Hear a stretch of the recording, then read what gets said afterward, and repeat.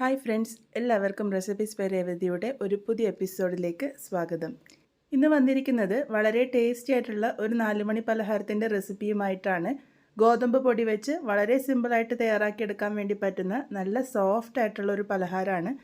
ഒരുപാട് മസാലകളൊന്നും ചേർക്കാതെ വളരെ ടേസ്റ്റി ആയിട്ടുള്ള ഒരു ഫില്ലിങ്ങോട് കൂടിയിട്ടുള്ള ഈ ഒരു പലഹാരം എങ്ങനെയാണ് ഉണ്ടാക്കുന്നതെന്നൊക്കെ നമുക്കൊന്ന് നോക്കിയിട്ട് വരാം.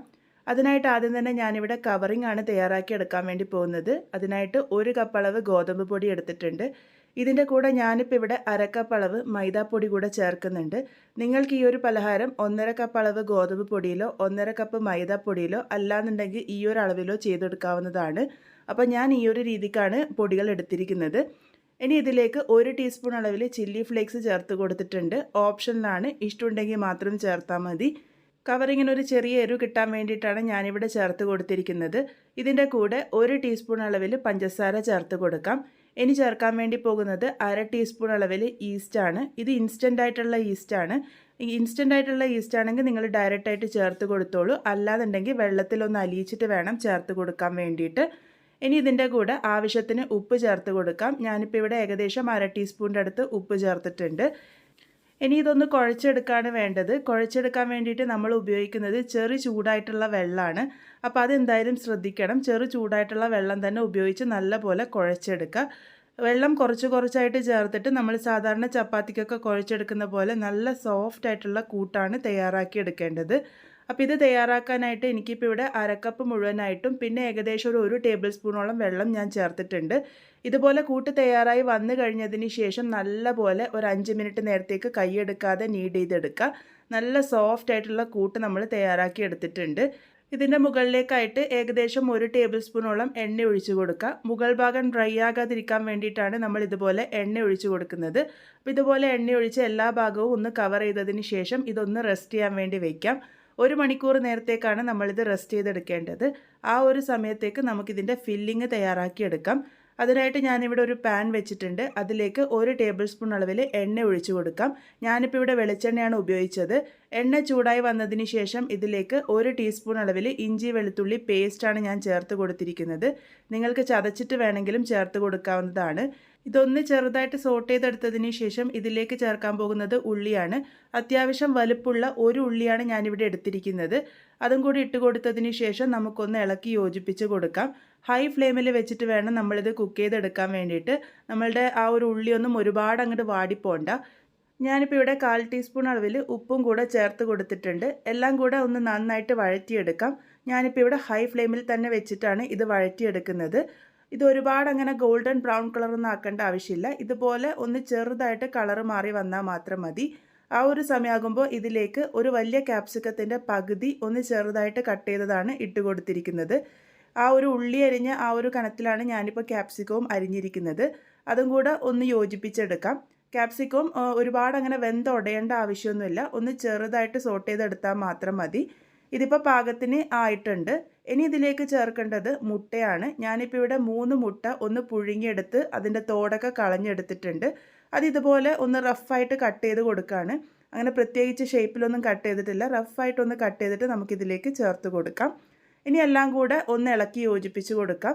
ഇതിലേക്ക് ഇനിയിപ്പോൾ എരിവിന് പാകത്തിന് ഞാനിവിടെ 1 ടീസ്പൂൺ അളവിൽ ചില്ലി ഫ്ലേക്സും 1/4 ടീസ്പൂൺ അളവിൽ കുരുമുളക് പൊടിയാണ് ചേർത്ത് കൊടുത്തിരിക്കുന്നത്. മസാലയായിട്ട് ഞാൻ ഇത് മാത്രമേ ചേർത്തിട്ടുള്ളൂ. വേറെ ഒരു മസാലയും ചേർക്കുന്നില്ല. അതുപോലെ നിങ്ങൾക്ക് പച്ചമുളക് വേണമെങ്കിൽ ചേർത്ത് കൊടുക്കാം. എൻ്റെ കയ്യിൽ പച്ചമുളക് ഉള്ളത് നല്ല എരിവുള്ളതായതുകൊണ്ട് ഞാൻ ഒഴിവാക്കിയിട്ടുണ്ട്. കുട്ടികൾക്ക് കഴിക്കുമ്പോൾ ബുദ്ധിമുട്ടായിരിക്കും. ഇനി എല്ലാം കൂടെ ഒന്ന് മിക്സ് ചെയ്തെടുക്കുക. നമ്മൾ നേരത്തെ കുറച്ച് ഉപ്പ് ചേർത്തിരുന്നു. അപ്പോൾ ഉപ്പ് നോക്കിയിട്ട് ആവശ്യത്തിന് മാത്രം ചേർത്ത് കൊടുക്കുക. ഇത്രേ ഉള്ളൂ, നമ്മളുടെ ഫില്ലിങ് റെഡി ആയിട്ടുണ്ട്. വളരെ സിമ്പിൾ ആയിട്ടുള്ളൊരു ഫില്ലിംഗ് ആണ്. അപ്പോൾ ഇപ്പോൾ നമ്മളുടെ കൂട്ട് 1 മണിക്കൂറോളം ഞാനിവിടെ റെസ്റ്റ് ചെയ്യാൻ വേണ്ടി വെച്ചിരുന്നു. കൂട്ടൊന്ന് ചെറുതായിട്ട് പൊങ്ങി വന്നതായിട്ട് നിങ്ങൾക്ക് കാണുമ്പോൾ തന്നെ മനസ്സിലാകുന്നുണ്ടാകും. ഒന്നും കൂടി ഇതുപോലെ ഒന്ന് കുഴച്ചെടുത്തതിന് ശേഷം ഞാനിപ്പോൾ ഇവിടെ 3 ഉരുളകളാക്കിയിട്ട് മാറ്റിയെടുത്തിട്ടുണ്ട്. അത്യാവശ്യം വലുപ്പമുള്ള 3 ഉരുളകളാണ് നമ്മൾ തയ്യാറാക്കി എടുക്കേണ്ടത്. കൂട്ട് നല്ല സോഫ്റ്റ് ആയിട്ടാണ് ഇരിക്കുന്നത്. ഇതുപോലത്തെ കൂട്ടാണ് നമുക്ക് ആവശ്യമായിട്ടുള്ളത്. അപ്പോൾ ഞാനിപ്പോൾ ഇവിടെ 3 ഉരുളകൾ തയ്യാറാക്കി എടുത്തിട്ടുണ്ട്. ഇനി ഇതൊന്ന് പരത്തിയെടുക്കാൻ വേണ്ടി പോകുകയാണ്. നിങ്ങൾക്ക് ആ ഒരു പലകയിൽ പറ്റിപ്പിടിക്കുന്നതായിട്ട് തോന്നുന്നുണ്ടെങ്കിൽ മാത്രം എണ്ണയോ കുറച്ച് പൊടിയോ ഒന്ന് സ്പ്രെഡ് ചെയ്ത് കൊടുക്കാവുന്നതാണ്. ഇതിപ്പോൾ പറ്റുന്നൊന്നും ഉണ്ടായില്ല. അതുകൊണ്ട് ഞാനിപ്പോൾ ഇവിടെ ഒന്നും തന്നെ സ്പ്രെഡ് ചെയ്ത് കൊടുത്തിട്ടില്ല. ഇതുപോലെ ഒന്ന് പരത്തിയെടുക്കുക. ഒരുപാട് കനം കുറച്ച് പരത്തേണ്ട ആവശ്യമില്ല. ഒരു ചെറിയ കനത്തിൽ വേണം നമ്മളിത് പരത്തിയെടുക്കാൻ വേണ്ടിയിട്ട്. ഈ ഒരു രീതിക്ക് വേണം നമ്മളിത് പരത്തിയെടുക്കാൻ വേണ്ടിയിട്ട്. അതിനുശേഷം ഞാനിത് 4ആയിട്ട് ഒന്ന് കട്ട് ചെയ്ത് കൊടുക്കുന്നുണ്ട്. ഇനിയുള്ളതെല്ലാം വീഡിയോയിൽ കാണിച്ചിരിക്കുന്നത് പോലെ തന്നെ ചെയ്താൽ മതി. അപ്പോൾ 4ആയിട്ട് കട്ട് ചെയ്തതിന് ശേഷം ഇതിൻ്റെ നടുവിലേക്കായിട്ട് ഞാനിവിടെ ടൊമാറ്റോ സോസാണ് വെച്ച് കൊടുക്കാൻ വേണ്ടി പോകുന്നത്. ഇത് ഓപ്ഷനിലാണ്, ഉണ്ടെങ്കിൽ എന്തായാലും വെച്ച് കൊടുത്തോളൂ. ആ ഒരു ടൊമാറ്റോയുടെ ഫ്ലേവറും കൂടെ വരുമ്പോൾ നമ്മളുടെ ഫില്ലിങ്ങിന് ഒന്നും കൂടെ രുചി കൂടും. അപ്പോൾ ആ ഒരു സോസ് ഞാൻ എല്ലാത്തിൻ്റെയും നടുക്കായിട്ട് ഒന്ന് സ്പ്രെഡ് ചെയ്ത് കൊടുത്തിട്ടുണ്ട്. ഇതിൻ്റെ മുകളിലേക്കായിട്ട് നമ്മൾ തയ്യാറാക്കി വെച്ചിരിക്കുന്ന ആ ഒരു ഫില്ലിങ് ചൂടൊക്കെ ഒന്ന് ചെറുതായിട്ട് മാറി വന്നതിന് ശേഷം വെച്ച് കൊടുക്കാം. അതിനുശേഷം നമ്മളിത് കവർ ചെയ്തെടുക്കാനാണ് പോകുന്നത്. ആ ഒരു ഭാഗം എടുത്തിട്ട് കവർ ചെയ്തതിന് ശേഷം എല്ലാം ഒന്ന് നല്ലപോലെ പറ്റിപ്പിടിക്കാനായിട്ട് ഞാനിവിടെ മൈദയുടെ പേസ്റ്റാണ് ഉപയോഗിച്ചിരിക്കുന്നത്. സാധാരണ മൈദ കുറച്ച് വെള്ളത്തിലൊന്ന് കലക്കിയെടുത്തതാണ്. ഇതുപോലെ രണ്ട് ഭാഗവും ഒന്ന് കവർ ചെയ്തെടുത്തതിന് ശേഷം മുകൾ ഭാഗം എടുത്തിട്ട് പ്രസ് ചെയ്ത് കൊടുക്കുകയാണ് വേണ്ടത്. ഞാനിപ്പോൾ പറയുന്നതിനേക്കാളും നിങ്ങൾക്ക് വീഡിയോയിൽ കാണുമ്പോൾ ഇത് ഒന്നും കൂടെ മനസ്സിലാകുന്നുണ്ടാവുമെന്ന് വിചാരിക്കുന്നു. നല്ല പോലെ തന്നെ സീൽ ചെയ്തെടുക്കാൻ വേണ്ടിയിട്ട് ശ്രദ്ധിക്കണം. ഇത് നല്ല രീതിക്ക് സീൽ ചെയ്തില്ലാന്നുണ്ടെങ്കിൽ നമ്മൾ എണ്ണയിലിട്ട് ഫ്രൈ ചെയ്യുമ്പോൾ ഇത് പൊട്ടിപ്പോവാനുള്ള സാധ്യതയുണ്ട്. അപ്പോൾ ഇതിപ്പോൾ ഞാനിപ്പോൾ ഇവിടെ നന്നായിട്ട് തന്നെ സീൽ ചെയ്തെടുത്തിട്ടുണ്ട്. ഈ ഒരു രീതിക്ക് വേണം നമ്മളിത് തയ്യാറാക്കി എടുക്കാൻ വേണ്ടിയിട്ട്. ഇനി ഏത് പാത്രത്തിൻ്റെ മുകളിലേക്കാണോ വെക്കാൻ പോകുന്നത് ആ ഒരു പാത്രത്തിൽ എണ്ണ തടവാൻ വേണ്ടിയിട്ട് ശ്രദ്ധിക്കണം കേട്ടോ. അപ്പോൾ ഇതുപോലെ തന്നെ ഞാൻ ബാക്കിയുള്ളതൊക്കെ തയ്യാറാക്കി എടുത്തിട്ടുണ്ട്. ഇനി ഇത് ഫ്രൈ ചെയ്തെടുക്കാം. അതിന് വേണ്ടിയിട്ട് കുറച്ച് ഓയിൽ ഞാനിവിടെ ചൂടാക്കാൻ വേണ്ടി വെച്ചിരുന്നു. ഓയിൽ ഒരുപാട് ചൂടാവേണ്ട ആവശ്യമില്ല. ഒന്ന് ചെറുതായിട്ട് ചൂടായി വരുമ്പോൾ നമുക്കിതിലേക്ക് ഓരോന്നായിട്ട് ഇട്ട് കൊടുക്കാം. ആ ഒരു പാത്രത്തിൽ എത്രയാണോ കൊള്ളുന്നത് അതിന് പാകത്തിന് ഇട്ട് കൊടുക്കുക. ഇട്ട് കൊടുത്തതിന് ശേഷം കുറച്ച് നേരത്തേക്ക് അനക്കാതെ വയ്ക്കുക. ആ ഒരു ഭാഗം നല്ലപോലെ മുരിഞ്ഞ് വന്നതിന് ശേഷം മാത്രം നമുക്കിത് മറിച്ചിട്ട് കൊടുക്കാം. ഇതിപ്പോൾ പാകത്തിന് ഒന്ന് മുരിഞ്ഞ് വന്നിട്ടുണ്ട്. ഞാനിവിടെ മീഡിയം ഫ്ലെയിമിൽ വെച്ചിട്ടാട്ടോ കുക്ക് ചെയ്തത്. അത് ഞാൻ പറയാൻ വിട്ടുപോയി. മീഡിയം ഫ്ലെയിമിൽ വെച്ചിട്ട് വേണം കുക്ക് ചെയ്യാൻ വേണ്ടിയിട്ട്. ഒരുപാട് ഹൈ ഫ്ലെയിമിൽ വെച്ച് കഴിഞ്ഞാൽ പെട്ടെന്ന് കളറ് മാറും, പക്ഷേ ഉള്ളോളം വെന്ത് വരില്ല. അപ്പോൾ ഇതുപോലെ ഒരു ഭാഗം നല്ലപോലെ ഫ്രൈ ആയി വന്നതിന് ശേഷം ഞാനിപ്പോൾ ഇവിടെ എല്ലാം തന്നെ മറിച്ചിട്ട് കൊടുത്തിട്ടുണ്ട്. എന്നിട്ട് മീഡിയം ഫ്ലെയിമിൽ വെച്ചിട്ട് തന്നെ അടുത്ത ഭാഗവും നല്ലപോലെ മുരിഞ്ഞ് വരുന്നത് വരെ ഒന്ന് വെയിറ്റ് ചെയ്യാം. ഇതുപോലെ നല്ലൊരു ഗോൾഡൻ ബ്രൗൺ കളർ ആകുന്നത് വരെയാണ് നമ്മൾ കുക്ക് ചെയ്തെടുക്കേണ്ടത്. ശ്രദ്ധിക്കാനുള്ള കാര്യം മീഡിയം ഫ്ലെയിമിൽ വെച്ചിട്ട് മാത്രം കുക്ക് ചെയ്യുക, ഒരുപാട് ഹൈ ഫ്ലെയിമിൽ വെക്കരുത്. ഇത്രേ ഉള്ളൂ, നമ്മളുടെ പലഹാരം ഇവിടെ റെഡി ആയിട്ടുണ്ട്.